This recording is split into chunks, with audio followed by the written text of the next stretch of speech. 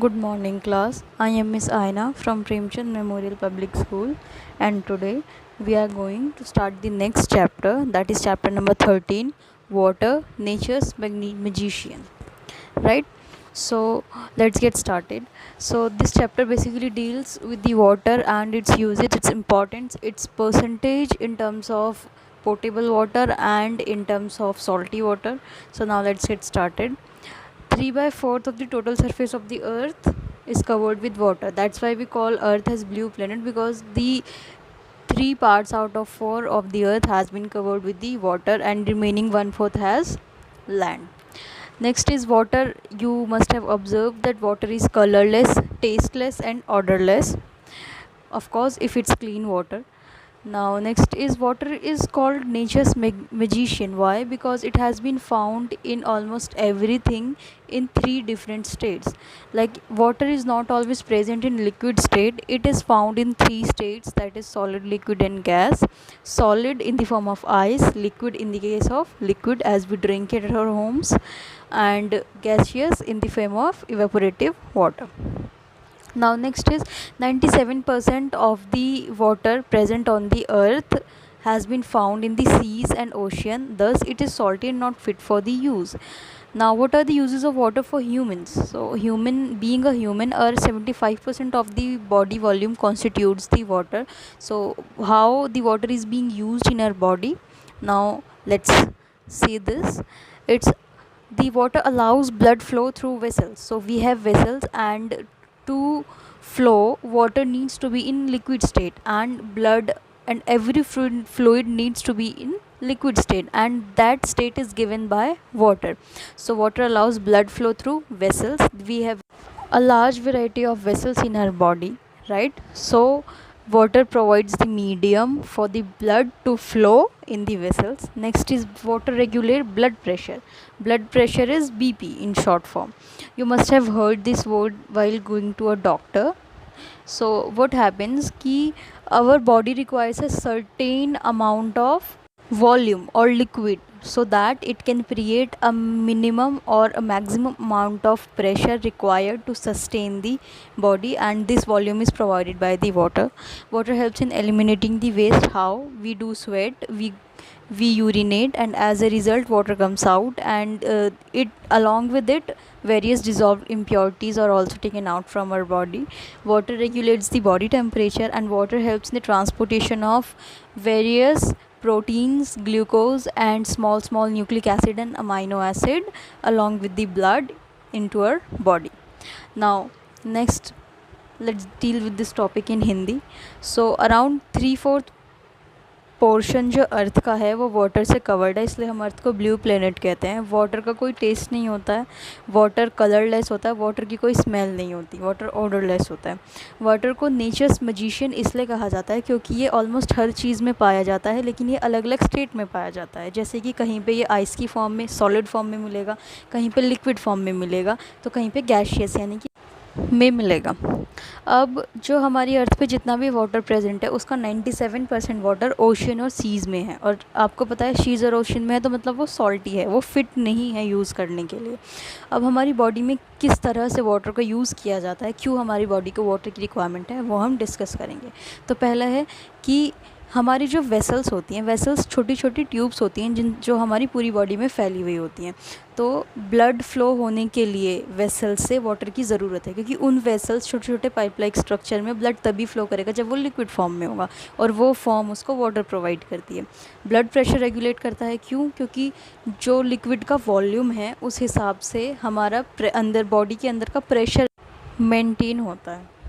ठीक है. अब है हमारे, हम यूरिनेट करते हैं यानी कि हम वॉशरूम जाते हैं, हम टॉयलेट इजेक्ट आउट करते हैं, और हमारे को पसीना आता है, स्वेट हमारी बॉडी से बाहर आता है, तो वो हेल्प करते हैं हमारी बॉडी के अंदर जितना भी वेस्ट है उन सबको वाटर की फॉर्म में बाहर निकालने के लिए. वाटर बॉडी के टेम्परेचर को रेगुलेट करता है, क्योंकि वाटर हर जगह फ़्लो करता रहता है हमारी वेसल्स में, तो बॉडी का टेम्परेचर रेगुलेट हो जाता है, और जब भी फ़्लो करता है तो बहुत सारे जो प्रोटीन्स हैं उनको साथ लेके जाता है. Now What are the sources of water, from where we are getting water? So there are two sources of water. First is surface water and the other one is underground water. Surface water is found in the lakes, streams and rivers. And from where these lakes, streams and rivers are getting water? So they are getting water from the melting snow that is present on the mountains and in the form of rain. So what happens ki water flows on the land, the river water or the surface water flows on the land, and there is also number of substances in it. For example, various salts, minerals, and thus it is considered to be the universal solvent.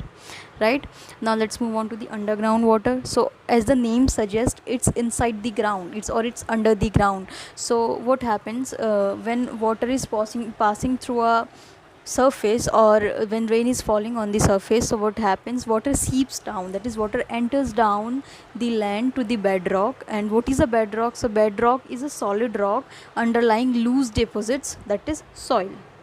So bedrock is nothing but it's a rock that is present inside the earth, or that is present below the loose soil or below the loose deposits of the soil. Now what is aquifer? So when this water is accumulated till the bedrock, so it forms a specialized compartment where only water is stored, and this water reservoir in scientific terms is known as aquifer. Fire.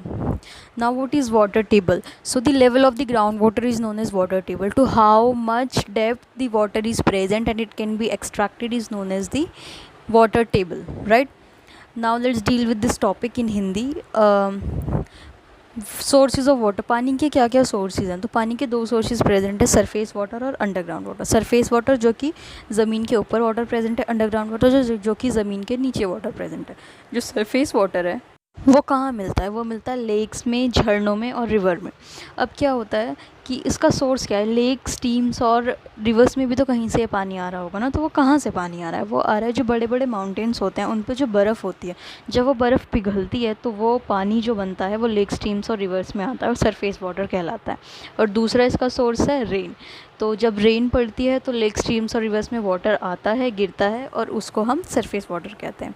अब क्या होता है कि जब water किसी भी surface से होकर गुज़रता है तो उस सरफेस के ऊपर जितने भी मिनरल्स और सब्सटेंसेस छोटे छोटे प्रेजेंट होते हैं, जैसे कि मिनरल्स हो गए, वाइटमिन्स हो गए, स्मॉल अमीनो एसिड्स हो गए, तो ये सब जो प्रेजेंट होते हैं ये उसमें घुल जाते हैं. इसीलिए वाटर को हम यूनिवर्सल सॉल्वेंट कहते हैं. तो यूनिवर्सल का मतलब होता है पूरे ब्रह्मांड में, और सॉल्वेंट का मतलब होता है जो घोल सके. तो ये ऑलमोस्ट सारी चीज़ें घोल लेता है, कुछ चीज़ों को छोड़ के, इसलिए हम इसको यूनिवर्सल सॉल्वेंट कहते हैं. अब हम बात करते हैं अंडरग्राउंड वाटर की. सो अंडरग्राउंड वाटर की बात करने में ये होता है कि जैसे ही पानी सरफेस पे गया तो कुछ पानी सरफेस के अंदर एब्जॉर्ब हो जाता है, ठीक है, सीप हो जाता है. तो जब क्या होता है, वो पानी सीप होके जो रॉक प्रेजेंट होती है अर्थ के अंदर, उसमें उसके आसपास जाके इकट्ठा हो जाता है, ठीक है, और उस रॉक को हम बेड रॉक कहते हैं.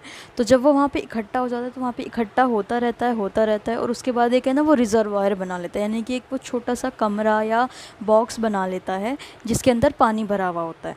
तो हम उस रिजर्वायर को एक्वीफायर बोलते हैं. ठीक है, अब वाटर टेबल क्या होता है? वाटर टेबल किस लेवल तक पानी प्रेजेंट है उसको हम वाटर टेबल कहते हैं. जैसे हरियाणा में भी आपने न्यूज़ सुनी होगी कि जो वाटर लेवल है या फिर जो वाटर टेबल है वो कम होते जा रहा है, यानी कि पानी और गहरे में जा रहा है, पानी ख़त्म होता जा रहा है. तो इसलिए वाटर टेबल क्या होता है कि कितने लेवल पे ग्राउंड के अंदर वाटर प्रेजेंट है उसको हम वाटर टेबल कहते हैं. Now there is a term known as potable water. So the water which we can drink is known as potable water. Potable water क्या होता है?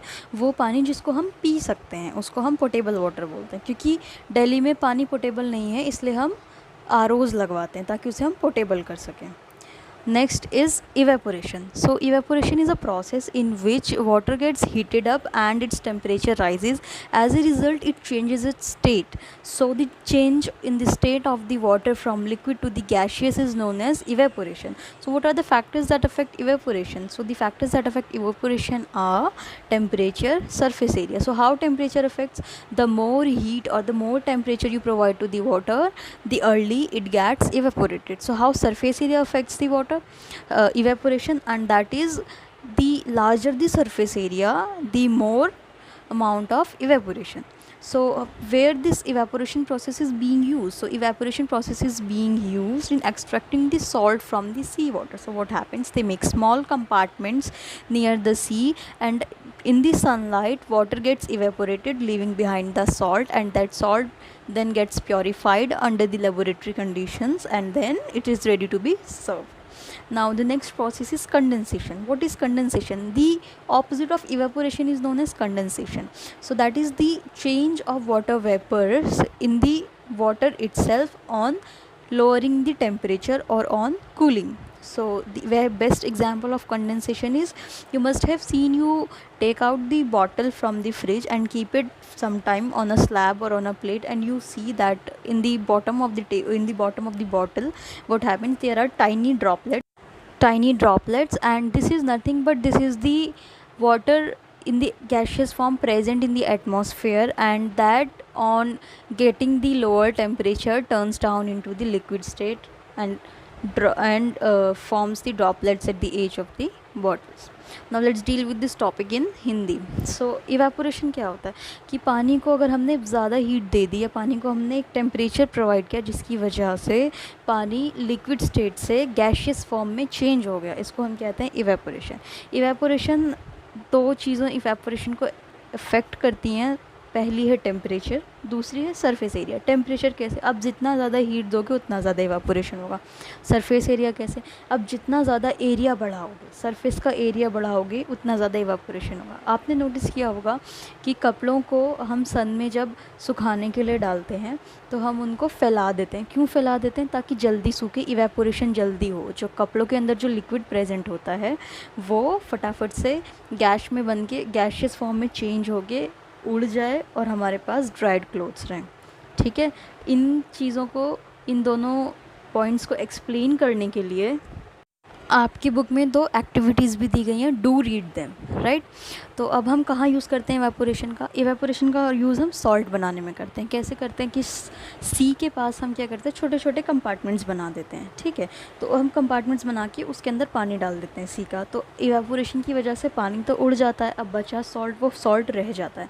फिर उस सॉल्ट को इकट्ठा करके लेबोरेटरी में जाके प्योरीफाई करते हैं, यानी कि उसके अंदर से इम्प्योरिटीज़ को निकालते हैं, और फिर उसको हम मार्केट में बेच सकते हैं या हम उसको खा सकते हैं. Next is condensation. कंडेंसेशन क्या होता है? इवेपोरेशन का जस्ट उल्टा कंडेंसेशन होता है. इवेपोरेशन में हो रहा था कि लिक्विड से गैस में कन्वर्ट हो रहा था वाटर, अब गैसियस फॉर्म से यानी कि वेपर स्टेट से वाटर लिक्विड में कन्वर्ट हो रहा है, इसको हम कंडेंसेशन कहते हैं. इसका बेस्ट एग्जांपल क्या है कि आपने फ्रिज से बॉटल निकाली और उसको किसी प्लेट पे रख दिया, तो आप देखोगे कि उस बॉटल के नीचे बॉटम पे या उस बॉटल के ऊपर छोटी छोटी पानी की ड्रॉपलेट्स होती हैं. वो क्यों होती हैं? एनवायरनमेंट में वेपर्स तो प्रेजेंट होती हैं, तो जब उनको कम टेम्परेचर मिलता है, कूलिंग इफेक्ट मिलता है, तो वो वाटर गैस से ड्रॉपलेट फॉर्म में इकट्ठा हो जाता है बॉटल पे, और फिर जब सारी ड्रॉप्स एक साथ मिल जाती हैं वो भारी हो जाता है और वो बॉटम में सेटल हो जाता है. ठीक है, ये हुआ evaporation condensation. So we have dealt with almost half of the chapter. You would be getting your assignment at 5 PM today itself. Do read the textbook before doing the assignment, right? Good luck.